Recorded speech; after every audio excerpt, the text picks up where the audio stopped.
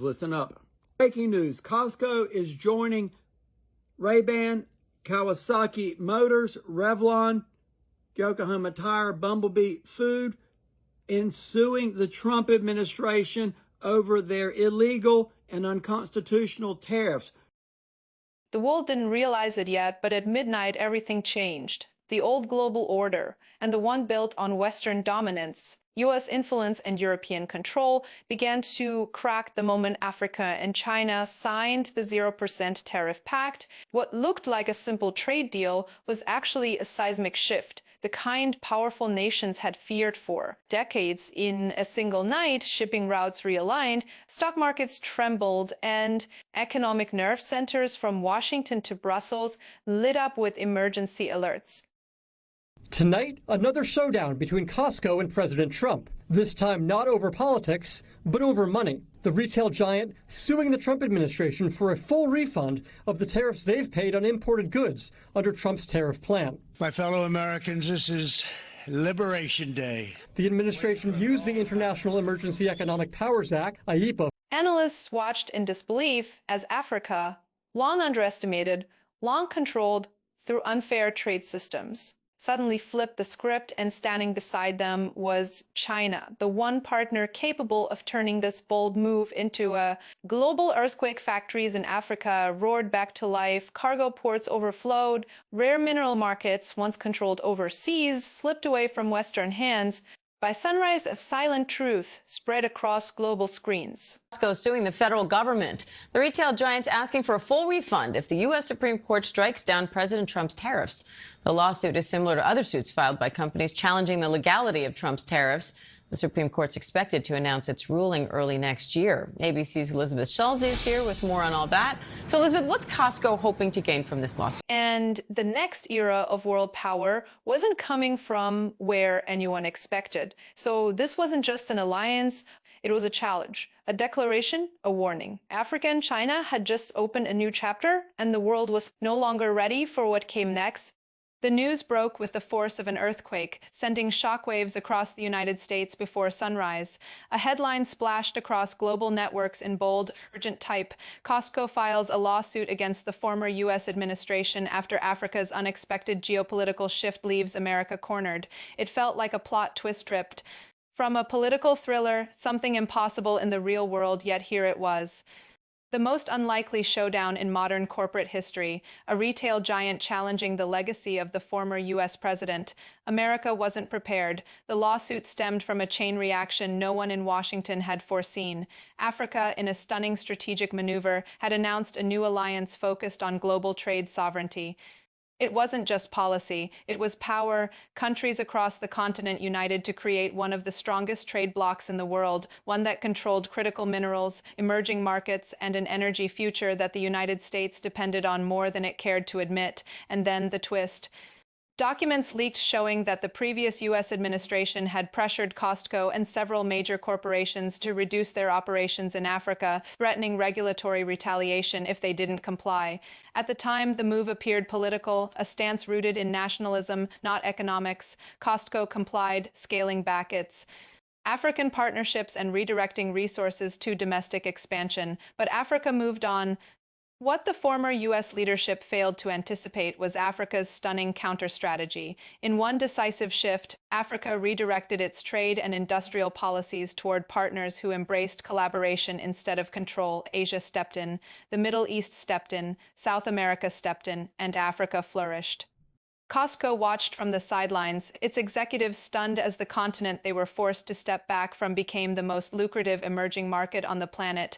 Billions in potential revenue evaporated. Infrastructure projects they planned to lead were picked up by companies from China, India, Turkey, and Brazil. Africa's economy surged ahead while Costco's growth forecasts collapsed by almost 30%. And now the company wanted someone to blame. The lawsuit accused the former U.S. administration of sabotage, of interfering in corporate decisions to pursue political agendas that undermined America's global competitiveness. Costco claimed the lost opportunities in Africa amounted to one of the largest corporate damages in modern history. It wasn't just about money, it was about influence, strategy, and the future of global retail. The filing sent Washington into chaos. Commentators called it unprecedented. Corporations simply did not sue presidents, current or former, but Costco's legal team argued that this was not politics. This was an economic emergency. America's once unshakable dominance in international markets had slipped. And Africa's recent alliance had tilted the world against the U.S. in ways that couldn't be ignored. In African capitals, the reaction was mixed surprise, curiosity, and a deep sense of vindication. Leaders across the continent noted that the lawsuit validated what they had long argued. Africa was not a subordinate market, but a central, forcing global economics. The fact that an American corporation was now fighting internally over Africa-related losses proved the continent is rising power more clearly than any speech or summit ever could. On social media across Africa, the narrative was one of pride. Citizens celebrated that their continent had finally reached a point where its decisions could influence the world's largest companies. Young Africans posted videos discussing how the new trade alliance was shaping economic independence. Analysts praised Africa's unity as a masterstroke that had reshaped global leverage. Meanwhile, in America, panic set in. The U.S. economy was still recovering from supply chain shocks. Inflation had barely settled, and now a major corporation was dragging a former president into a courtroom over economic decisions tied directly to Africa's rise. The political establishment scrambled to respond, but the damage was already done. The lawsuit created a firestorm of debates about America's declining global leverage. In newsroom after newsroom, experts repeated the same uncomfortable truth. Africa had outmaneuvered the United States. Costco's internal documents, released as part of the lawsuit, revealed just how extensive their planned African expansion had been before political pressure shut it down. There were blueprints for mega distribution hubs in Kenya and South Africa, plans to partner with Nigeria for digital retail infrastructure, agreements with Ethiopia for production and supply centers, contracts with Egypt for massive warehouse complexes that would have created tens of thousands of jobs, all of it abandoned, and Africa moved forward anyway, building similar projects with other global partners. The revelation infuriated Costco's shareholders. For years, they had been told that poor economic conditions justified the company's slower growth, but now they saw the truth. The company had been forced to abandon the most promising market in the world due to political interference.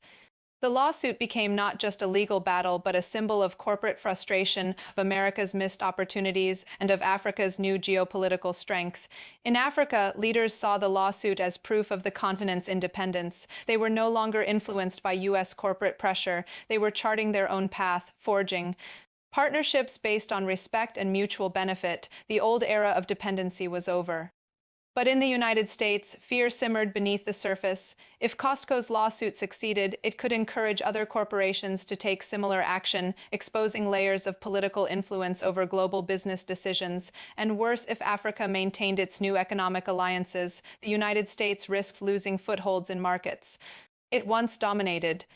The courtroom battle had not even begun, but the war for global influence had already shifted, and at the center of the storm was a simple truth. Africa's strategic rise had forced America onto the defensive politically, economically, and globally. This was no longer just a lawsuit. It was a turning point, a confrontation decades in the making, a clash between old power and rising power, and the world was watching. The announcement sent a tremor through the global market long before the world understood what it meant. Overnight, the new tariff-free alliance between Africa and China didn't just alter trade routes, it began rewriting the balance of global power. What had started as a bold economic experiment was rapidly transforming into something far larger, more coordinated, and far more threatening to the old order than anyone expected.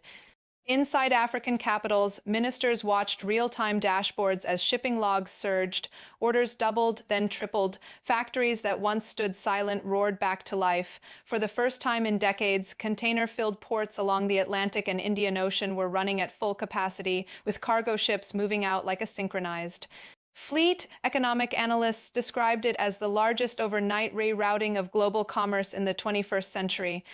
But in private rooms, the tone was different, less celebratory, more strategic. The African economists behind the deal weren't merely reacting to market shifts. They had studied decades of dependency cycles, trade imbalances, and halted industrial growth. They knew that without a structural jolt, the continent's economic trajectory would remain predictable and restricted. The tariff-free pact wasn't an accident, it was the plan all along. China, for its part, wasted no time accelerating its role. Engineers landed in African megacities by the thousands. New data centers broke ground within hours of the announcement. A high-speed logistics line connecting inland manufacturing zones to port cities was approved in record time. Joint energy councils began drafting a continental power grid proposal, something every superpower had avoided because it threatened old patterns of influence. And while global media outlets debated whether the partnership was sudden, the truth was far more complex. China had been preparing for this shift for years, waiting for the moment African nations would move as one. Across the ocean, the U.S. woke up to something it had never imagined: the beginning of an economic alliance large enough to sidestep American influence entirely. Overnight briefings filled with red flag memos. Strategic advisors urged immediate responses. Some argued for negotiation, others for sanctions, others for aggressive trade countermeasures. But as they debated, markets continued adjusting without them. The price of rare minerals, long one of America's leverage points, began to slip out of its control. Africa, united under the new tariff-free system, now dictated the supply chain. And with China's manufacturing backbone moving into African industrial zones, global corporations suddenly had to renegotiate everything from procurement costs to shipping routes. But it wasn't just minerals. Agricultural exports, once undervalued on global markets, were now repriced under favorable bilateral terms. African technology. Firms boosted by relaxed import structures and massive Chinese cloud infrastructure began scaling beyond their borders. For the first time, local innovators had an international stage built for them, not against them. In cities like Lagos, Nairobi, Addis Ababa, and Johannesburg, nighttime skylines glowed brighter as construction boomed. New economic districts appeared almost overnight, powered by joint investment banks formed under the alliance. The next generation of African entrepreneurs suddenly had access to zero-interest micro-manufacturing loans, eliminating barriers that had kept industries from growing. Inside transportation hubs, giant banners displayed the alliance's emblem to interlocking currents representing cooperation and shared economic destiny. People took photos, governments took notes, investors took action. What the world didn't fully grasp yet was that this was not just a trade pact, it was a rewriting of global strategy, a merging of industrial capacity with raw resources, population power with manufacturing dominance, innovation with infrastructure scale. Some analysts called it the most dangerous partnership of the century. Others called it the partnership that should have happened decades ago. The ripple effects intensified. European markets entered their second straight week of losses. Auto manufacturers panicked as supply routes moved east and south. North American tech giants scrambled to renegotiate data access rights. Middle Eastern ports feared being sidelined by the new mega corridors being designed in East and Central Africa. And yet, within Africa, the tone remained disciplined. Officials insisted the alliance was not meant as a provocation, but a necessity, a long-delayed correction to structural economic inequality. The continent had spent too many decades exporting raw materials and importing manufactured goods at inflated prices. The new system flipped that equation entirely. A small summit was held behind closed doors in an African capital. Delegates discussed the next phase: joint currency testing, cross-border digital ID systems, a continental payment trail bypassing Western intermediaries, and a unified logistics algorithm controlling freight movement across 20 major ports. The goals were bold, but the mood was unwavering. Meanwhile, Chinese strategists quietly rolled out a plan to shift 30% of overseas manufacturing operations into African production corridors within 5 years. Their long-term aim was clear: a co-produced industrial empire spanning half the globe, one capable of challenging any single superpower. And although no one would say it publicly, documents leaked from financial circles revealed the truth. Western institutions feared that if the alliance continued expanding at this pace, the U.S. dollar's dominance could come under real threat for the first time in nearly a century. Inside African communities, there was an entirely different kind of tension, a cautious hope mixed with a deep sense of pride. Street vendors debated rising prices and new opportunities. Local farmers discussed how the new supply agreements could finally bring stable incomes. Students whispered about scholarships that could send them Two new joint universities built with technology never before accessible in the region. But along with the hope, there were warnings. Some leaders urged vigilance, reminding citizens that power always came with consequences. Foreign influence, no matter how friendly, could become dependence if not managed carefully. The alliance had opened a door, but what stepped through that door would be shaped by the continent itself. As the sun set over the Sahara, casting its golden glow across thousands of miles, one thing became clear. The world was entering a new era, not one dominated by a single superpower, not one controlled by old trade empires, but one shaped by a partnership that no one saw coming, a partnership rewriting the rules of commerce, geopolitics, and global influence. One container ship at a time.